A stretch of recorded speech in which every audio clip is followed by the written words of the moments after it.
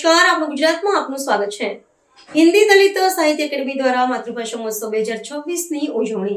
ગુજરાત સાહિત્ય એકેડમી અને હિન્દી દલિત સાહિત્ય એકેડમી ગાંધીનગર દ્વારા ચૌધરી મહિલા અધ્યાપન કોલેજ સેક્ટર 7 ગાંધીનગર ખાતે ગુજરાત સાહિત્ય એકેડમીના અધ્યક્ષ ડોક્ટર ભાગ્યેશ ચાની પ્રેરણાથી અખિલ આંજણા કેળવણી મંડળના પ્રમુખ અને ચૌધરી સમાજના ભામાશાહ શ્રી હરિભાઈ ચૌધરીની અધ્યક્ષતામાં પીટીસી કોલેજ તથા બીએડ કોલેજના તાલીમાર્થીઓની ઉપસ્થિતિમાં માતૃભાષા મહોત્સવ 2026ની ઉજવણી કરવામાં આવી હતી। આ પ્રસંગે ગુજરાતી જાણીતા લેખક અને સાહિત્યકાર ડોક્ટર કેશુભાઈ દેસાઈ તથા સરકારી વિનયન કોલેજ ગાંધીનગરના પૂર્વ પ્રિન્સિપાલ અને હિન્દી સાહિત્યકાર ડોક્ટર કલ્યાણ વૈષ્ણવ દ્વારા ગુજરાતી માતૃભાષાનું ગૌરવ, ગુજરાતી ભાષાનો સાંસ્કૃતિક વારસો, નવી પેઢી માટે ભાષા દિશા નિર્દેશ અને ગુજરાતી ભાષાની સમૃદ્ધ પરંપરાનો પરિચય કરાવ્યો હતો। કાર્યક્રમની શરૂઆતમાં મંચસ્થ મહાનુભાવોના વરદસ્તે વિદ્યાની દેવી માં સરસ્વતીની પ્રતિમાને ફુલહાર કરી દીપ પ્રાગટ્ય કરવામાં આવ્યું હતું। ત્યારબાદ હિન્દી દલિત સાહિત્ય એકેડમીના પ્રમુખ ડોક્ટર નરસિંહદાસ વણકરે કાર્યક્રમની રૂપરેખા અને દલિત સાહિત્ય એકેડમીની પ્રવૃત્તિઓનો વિસ્તૃત અહેવાલ રજૂ કર્યો હતો। જ્યારે ડોક્ટર મેઘાબેન ત્રિવેદીએ ઉપસ્થિત મહાનુભાવોનું શાબ્દિક સ્વાગત કર્યું હતું તેમજ સંસ્થા દ્વારા મહાનુભાવોનું પુષ્પગુચ્છ અને પુસ્તક દ્વારા સન્માન કરવામાં આવ્યું હતું। આ અવસરે અતિથિ વિશેષ બીએડ કોલેજના principal Shri doctor Mrinalini Chauhan, PTC કોલેજના પ્રિન્સિપાલ શ્રી ડોક્ટર દિનેશભાઈ પટેલ, અખિલ આંજણા કેળવણી મંડળના ઉપપ્રમુખ શ્રી રણછોડભાઈ ચૌધરી, શ્રી સંધાભાઈ ચૌધરીએ પ્રાસંગિક પ્રવચનમાં પોતાના વિચારો રજૂ કર્યા હતા।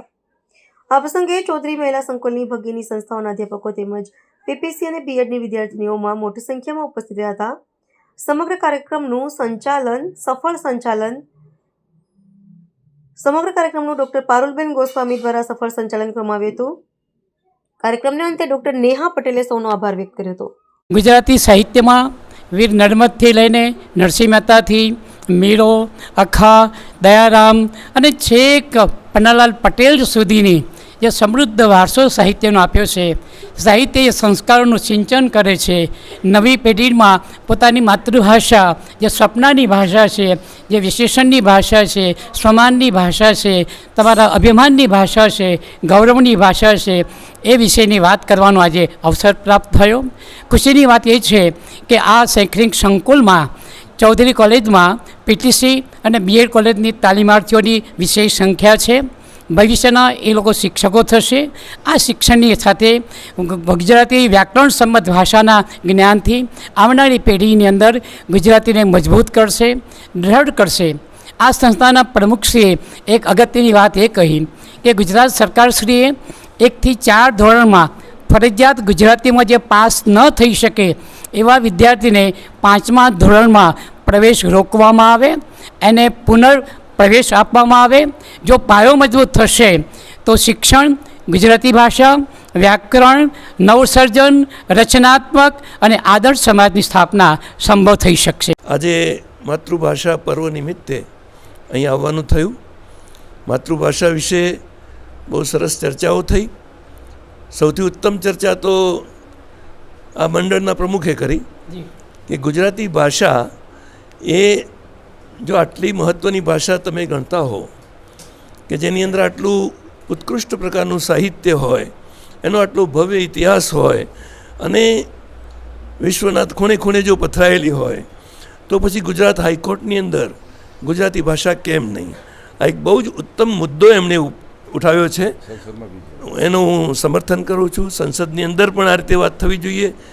તમામ ભાષાઓને રાજભાષા તરીકેનો સ્વીકાર મળેલો છે અને આ રીતે એક પ્રકારનું જે ભાષાંતર ત્યાં આગળ જજોની સમક્ષ પણ ગુજરાતી ભાષામાંથી, ધારો કે એમને અંગ્રેજીમાં જ સમજાતું હોય તો ગુજરાતી ભાષામાંથી અંગ્રેજી થઈ શકે।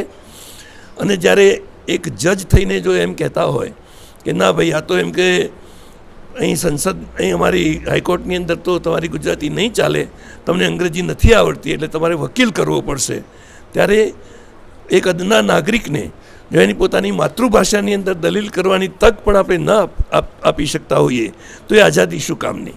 એટલે લોકશાહીનો સાચો અર્થ તો એ છે કે લોકોની ભાષામાં વાત થવી જોઈએ। અને એમાંય હું તો એથી આગળ વધીને કહીશ કે લોકબોલી સુધી એ વાત પહોંચવી જોઈએ। લોકબોલીના શબ્દો જે આપણે ધીરે ધીરે વિસરી રહ્યા છીએ તે આપણે ફરીથી પુનઃસ્થાપિત કરવા પડશે। અને એ લોકબોલી કે જે આપણને આપણા પૂર્વજોમાંથી પ્રાપ્ત થઈ છે, ધીરે ધીરે વિલુપ્ત થઈ રહી છે અને હવે એ શબ્દોનું સ્થાન કાં તો શુદ્ધ ગુજરાતીના એવા આડાઅવળા શબ્દોએ લીધું છે અથવા તો પછી અંગ્રેજીએ લીધું છે, તો હું એમ માનું છું કે આપણે જે લોકબોલીની લુપ્ત થયેલી પરંપરા છે એને જીવંત કરવા માટેના પણ પ્રયાસો આપણી ગુજરાત સાહિત્ય અકાદમીએ, ગુજરાત સાહિત્ય પરિષદે અને ગુજરાત સરકારે કરવા પડશે, અને આવી વિદ્યા સંસ્થાઓ એમાં આપણને ખૂબ જ મદદરૂપ। तो व्हाट्सएप, ट्विटर, फेसबुक, इंस्टा जहाँ भी आपका अकाउंट है, इसे शेयर बटन के द्वारा वहाँ पर शेयर करें।